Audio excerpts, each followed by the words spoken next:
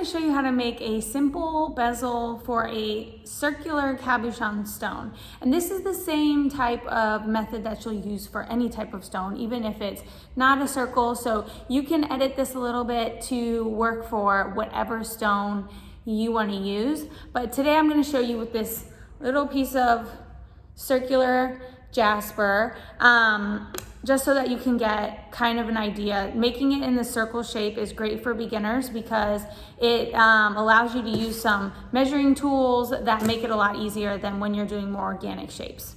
So the first thing you're going to do is measure the size of your circle using one of these little measuring tools. So I'm using a piece of 24 gauge sterling silver here, and I'm going to just find a little corner, and then I'm going to find the circular shape that fits it with a little bit of a gap. You see this one here is a little bit too tight, but when I use this one, I still have a little bit of space. Then I'm gonna remove the stone, and I'm just gonna use a Sharpie to kind of trace that shape. That is going to let me know what the base of my stone setting is going to be.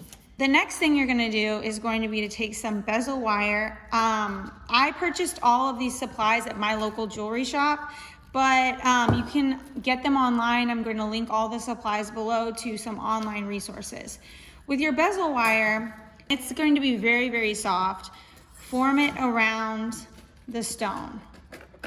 And you do want it to be a really snug fit, where there's really no gaps inside, and it's nice and tight around the edges. And then you will clip that seam.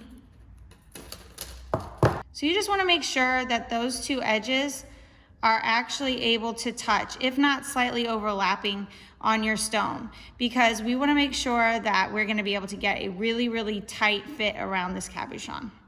Okay, then I'm actually going to take my bezel, and it no longer really matters if it is a full circle. The whole point is just to have those two edges touching each other perfectly flush, so that I'm actually able to solder these two seams together, be completely flush, so that they're actually touching.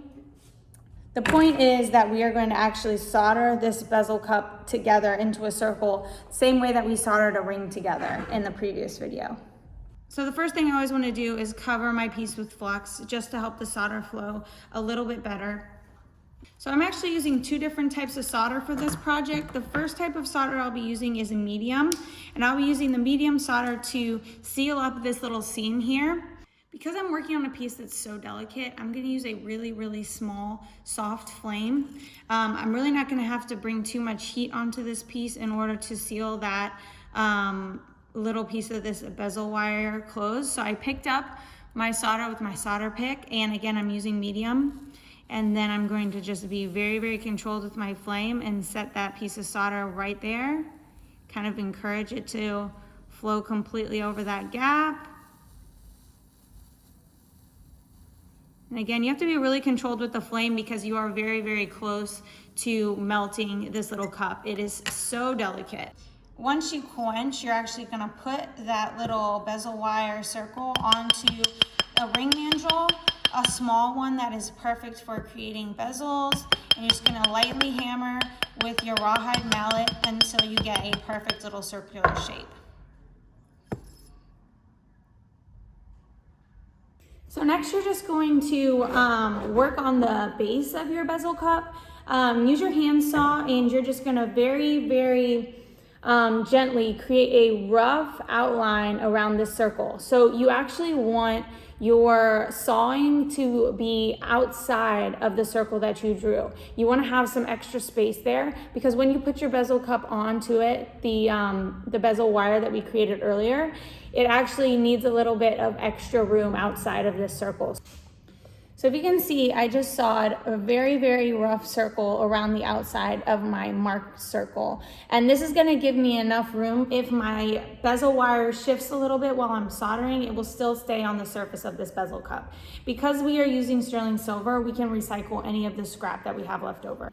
All right, so the next thing we're gonna do is to take the bezel cup that we created, and we are going to clip it in with our tension pliers.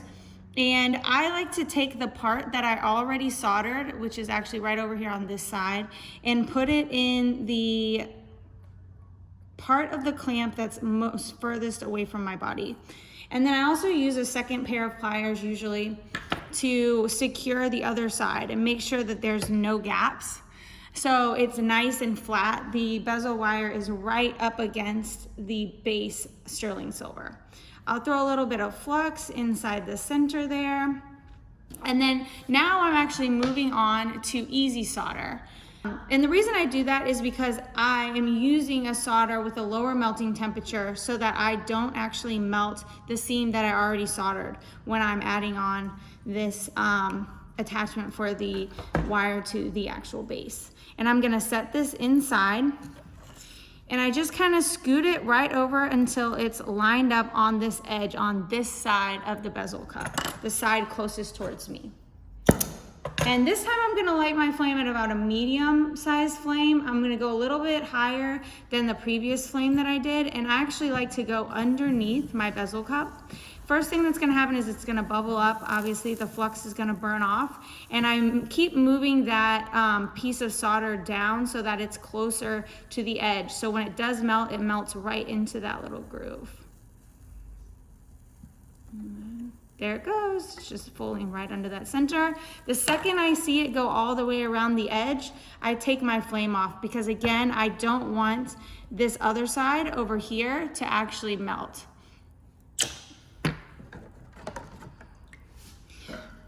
And you can go ahead and then trim off or sand down any of these edges, and then you're ready to actually set your stone inside. Let's double check and see if this is a good fit. Looks like a really good tight fit.